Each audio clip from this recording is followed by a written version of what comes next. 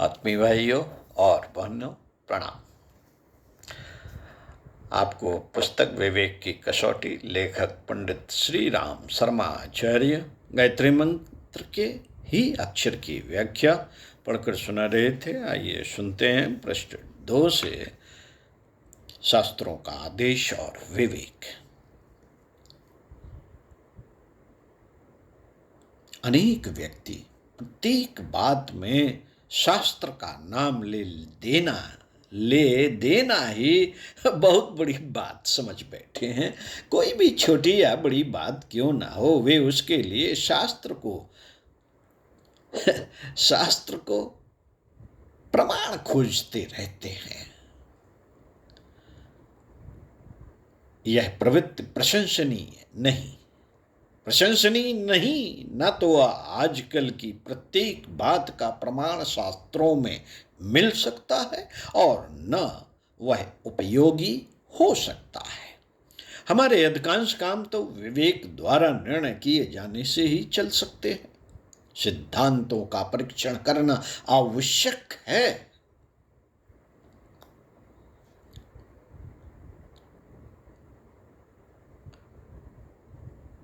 क्योंकि परस्पर विरोधी सिद्धांतों का सर्वत्र अस्तित्व प्राप्त होता है। एक ओर जहां हिंसा को बलिदान या कुर्बानी को धर्म में समर्थन प्राप्त है, वहां ऐसे भी धर्म हैं जो जीवों की हत्या तो दूर, उन्हें कष्ट पहुंचाना भी पाप समझते हैं। इसी प्रकार ईश्वर, परलोक, पुनर्जन्म, अहिंसा, पवित्र पुस्तक, अवतार, पूजा, विधि, कर्मकांड, देवता आदि विषयों के मतभेदों से धार्मिक क्षेत्रों में पटे पड़े हैं। सामाजिक क्षेत्र में वर्ण भेद, स्त्री अधिकार, शिक्षा, रोटी बेटी आदि प्रश्नों के संबंध में परस्पर विरोधी विचारों की प्रबलता है। राजनीति में प्रजातंत्र, साम्राज्यवाद, पूंजीवाद, अधिनायकवाद, समाजवाद आदि अनेक प्रकार की परस्पर विरोधी विचारधाराएं काम कर रही हैं। उपरोक्त सभी प्रकार की विचारधाराएं आपस में खूब टकराती भी हैं। उनके समर्थक और विरोधी व्यक्तियों की संख्या भी कम नहीं है। जब सिद्धांतों में इस प्रकार के घोर मतभेद विद्यमान हैं, तो एक निष्पक्ष जिज्ञासु के लिए, सत्य शोधक के लिए उनका परीक्षण आवश्यक है। जब तक यह परख न लिया जाए कि किस पक्ष की बात सही है, किसकी गलत, किसका कथन उचित है, किसका अनुचित, तब तक सत्य के समीप तक नहीं पहुंचा जा सकता। यदि परीक्षा और समीक्षा को आधार न बनाया जाए, तो किसी प्रकार उपयोगी और अनुपयोगी की परख नहीं हो सकती। महाजनों एन गतो सा पंथा के अनुसार महाजनों का, बड़े आदमियों का अनुसरण करने की प्रणाली प्रचलित है। साधारणतः लोग सैद्धांतिक बातों के संबंध में अधिक माथापच्ची करना पसंद नहीं करते। दूसरों की नकल करना सुगम पड़ता है। दूसरों की नकल करना सुगम पड़ता है। निकटवर्ती बड़े आदमियों को कह दे, निकटवर्ती बड़े आदमी जो कह दे उसे मान लेने में दिमाग पर जोर नहीं डालना पड़ता। अधिकांश जनता की मनोवृत्ति ऐसी ही होती है, परंतु इस प्रणाली से सत्य असत्य की समस्या सुलझती नहीं साथियों, क्योंकि जिन्हें हम महापुरुष महाजन समझते हैं, संभव है वे भ्रांत रहे हों, और दूसरे लोग जिन्हें महापुरुष समझते हैं, संभव है उन्हीं की बात ठीक हो।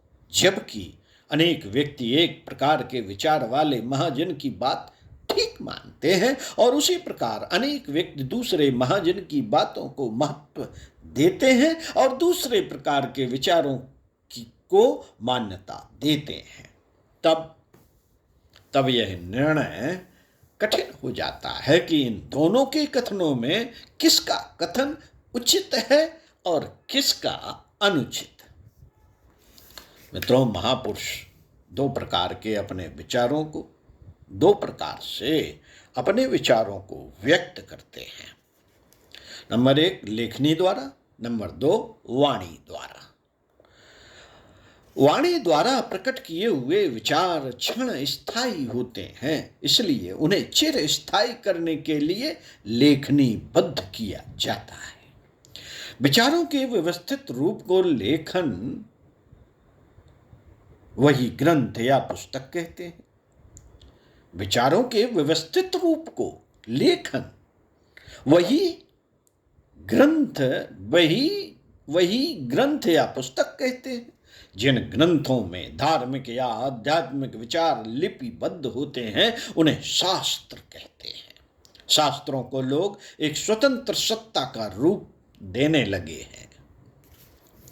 जैसे देवता की अपनी एक स्वतंत्र सत्ता समझी जाती है, वैसे ही शास्त्र भी स्वतंत्र सत्ता बनने लगे हैं। परंतु बात ऐसी नहीं है बात। वे महाजनों के विचार ही तो हैं। जैसे महाजन भ्रांति हो सकते हैं, होते हैं, वैसे ही शास्त्र भी हो सकते हैं, होते हैं। एक शास्त्र द्वारा दूसरे शास्त्र के अभिमत का खंडन करना यही प्रकट करता है कि एक समान श्रेणी के महाजनों में प्राचीन काल में भी इसी प्रकार मतभेद रहता था, जैसा कि आजकल अनेक समस्याओं के संबंध में हमारे नेता आपसी मतभेद रखते हैं। साथियों, आज नेताओं के मतभेद में से छान कर हम वही बात ग्रहण करते हैं जो हमारी बुद्धि को अधिक उचित और आवश्यक जचती है। किसी नेता के मत से सम्मत न रखते हुए भी उसके प्रति आदर भाव रहता है। इसी प्रकार स्वर्गीय महाजनों, महापुरुषों की लेखबद्ध विचार प्रणाली के संबंध में भी होना चाहिए। शास्त्र का अंधानुकरण नहीं होना चाहिए, वरन उनके प्रकाश में सत्य को खोजना चाहिए। अंधानुकरण किसी का किया भी नहीं जा सकता, क्योंकि कभी कभी एक ही शास्त्र के दो विरोधी आदर्श मिलते हैं। हमारे शास्त्रों में जीवित प्राणियों को मारकर अग्नि में होम देने का भी विधान है और जीवात्मा पर दया करने का भी। दोनों ही आदेश पवित्र धर्म ग्रंथों में मौजूद हैं। वे शास्त्र हमारे परम आदरणीय और मान्य हैं, तो भी इनके आदेशों में से हम वही बात आचरण में लाते हैं जो बुद्धिसंगत, उचित और समयानुकूल दिखाई पड़ती है। मित्रों, हिंदू धर्म किसी व्यक्ति या किसी लेखबद्ध विचारों को अत्यधिक महत्व नहीं देता, चाहे वह व्यक्ति कितना ही बड़ा महापुरुष, ऋषि, महात्मा या ईश्वर ही क्यों ना रहा हो। हिंदू धर्म में सिद्धांतों की समीक्षा और उसके बुद्धिसंगत अंश को ग्रहण करने की परिपाटी का समर्थन किया गया है। किसी बड़े से बड़े व्यक्ति या ग्रंथ से मतभेद रखने और उसके मंतव्यों को स्वीकार करने न करने की उसमें पूर्ण सुविधा है। हाँ, किसी को महानता को कम करने की आज्ञा नहीं, किसी की महानता को कम करने की आज्ञा नहीं है। महापुरुषों और पवित्र ग्रंथों का समुचित आदर करते हुए भी उनकी सम्मति में से बुद्धिसंगत अंश को ही ग्रहण करने का आदेश है। इसी आदेश के आधार पर प्राचीन समय में सच्चे जिज्ञासुओं ने सत्य की शोध की है और अब भी वही मार्ग अपनाना होता है। हिंदू धर्म में भगवान बुद्ध को ईश्वर का अवतार माना गया। 10 अवतारों में से उनकी गणना है। इससे अधिक ऊंचा आदर, श्रद्धा, महत्व और क्या हो सकता है। भगवान बुद्ध भी हिंदुओं के लिए वैसे ही पूज्य हैं जैसे अन्य अवतार। उनके महान व्यक्तित्व, त्याग, तप, संयम, ज्ञान एवं साधन के आगे सहज ही हर व्यक्ति का मस्तक नत हो जाता है। उनके चरणों पर हृदय के अंतःस्थल से निकली हुई गहरी श्रद्धा के फूल चढ़ाकर हम लोग अपने को धन्य मानते हैं। इतने पर भी भगवान बुद्ध के विचारों का हिंदू धर्म में प्रबल विरोध है, प्रबल विरोध है। श्री शंकराचार्य ने उनके मत का खंडन करने का प्राणपण से प्रयत्न किया है। बौद्ध विचारों को, उनके संप्रदायों को स्वीकार करने के लिए कोई हिंदू तैयार नहीं है, तो भी उनके व्यक्तित्व में भगवान का दर्शन करता है। बात यह है कि व्यक्तित्व और सिद्धांत दो भिन्न वस्तुएं हैं।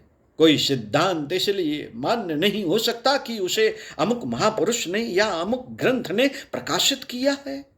इसी प्रकार किसी घृणित व्यक्ति द्वारा कही जाने या प्रतिपादन किए जाने से कोई सिद्धांत अमान्य नहीं ठहरता। यदि कोई चोर कह सके कि सत्य बोलना उचित है, यदि कोई चोर यह कहे कि सत्य बोलना उचित है, तो उसे इसलिए अस्वीकार नहीं किया जा सकता कि यह बात चोर ने कही है। चोर का घृणित व्यक्तित्व भिन्न बात है और सत्य बोलने का सिद्धांत अलग चीज है। दोनों को मिला देने से तो बड़ा अनर्थ हो जाएगा। चूंकि चोर ने सत्य बोलने के सिद्धांत का प्रतिपादन किया है, इसलिए सिद्धांत अमान्य नहीं ठहराया जा सकता। इसी प्रकार कोई बड़ा महात्मा किसी अनुपयोगी बात का उपदेश करे तो उसे मान्य भी नहीं ठहराया जा सकता। कई अघोरी साधु भक्षण करते हैं, यद्यपि उनकी तपश्चर्या ऊंची होती है तो भी उनके आचरण का कोई अनुकरण नहीं करता। निश्चय ही व्यक्तित्व अलग चीज है और सिद्धांत अलग चीज। महात्मा कार्ल मार्क्स, एंजेल लेनिन आदि का चरित्र बड़ा ऊंचा था। वे अपने विषय में उत्कट विद्वान भी थे। उनके उज्जवल भविष्य, उज्जवल व्यक्तित्व के लिए दुनिया सिर नवाती है, पर उनका अनीश्वरवादी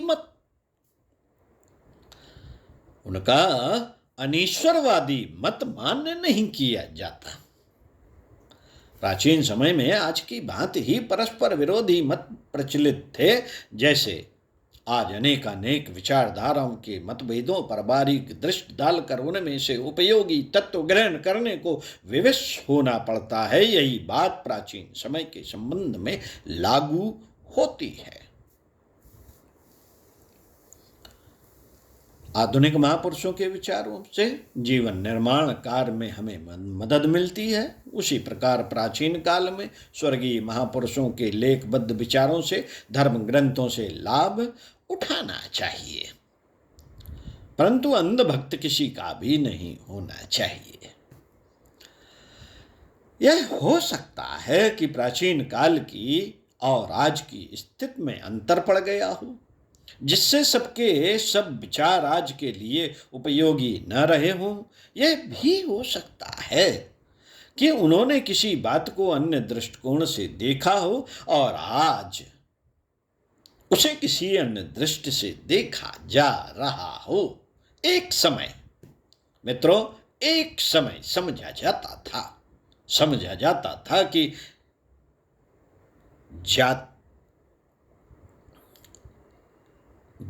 चातक स्वाति नक्षत्र का ही पानी पीता है। चातक स्वाति नक्षत्र का ही पानी पीता है, पर अब प्राणी शास्त्र के अन्वेषकों ने देखा है कि चातक रोज पानी पीता है। हंसों को मोती चुगना है या दूध पानी को अलग कर देना भी अब अविश्वस्त ठहरा दिया गया है। इसी प्रकार अन्य अनेक बातों में भी प्राचीन काल के सिद्धांतों में हमें परीक्षक बुद्धि से कोई मत निर्धारित करना पड़ता है। आधुनिक या प्राचीन होने से कोई सिद्धांत मान्य या अमान्य नहीं ठहरता। शास्त्रकारों का भी यही मत है। बालक के भी युक्त वचनों को मान ले, परंतु यदि युक्ति विरुद्ध हो तो ब्रह्मा की बात को तृण के समान त्याग दे। इन्हीं बातों को चिंतन मनन में लाते हुए स्वाध्याय सत्संग के क्रम को आगे बढ़ाते रहते हुए अगले वीडियो में आपसे पुनः मिलते हैं। विवेक का निर्णय सर्वोपरि है। ओम शांति।